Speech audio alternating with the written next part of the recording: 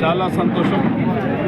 షాద్నగర్ నియోజకవర్గంలో 6 మండలాలకు 2 మున్సిపాలిటీల్లో సీఎం రిలీఫ్ ఫండ్ గురించి దరఖాస్తులు చేసుకున్న లబ్ధిదారులకు దాదాపు 500 మందికి 3.5 కోట్ల వరకు కూడా సీఎం రిలీఫ్ ఫండ్ అందజేయడం జరిగింది.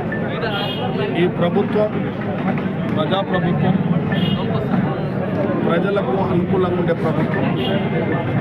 ఈ యొక్క ప్రమాదవశాత్తు చిన్న ప్రమాదాలకు గురైనప్పుడు వారు వివిధ హాస్పిటళ్లలో వాళ్ళు ట్రీట్మెంట్ చేయించుకున్నప్పుడు వారికి జరిగిన ఆ యొక్క బిల్లు విషయంలో ఖచ్చితంగా సీఎం రిలీఫ్ ఫండ్ ఏర్పాటు చేయడం జరిగింది. కాబట్టి గత రాజశేఖర రెడ్డి ఉన్నప్పటి సందుగుణంగా ఈ యొక్క సీఎం రిలీఫ్ ఫండ్ ఇవ్వడం జరుగుతూ ఉంది.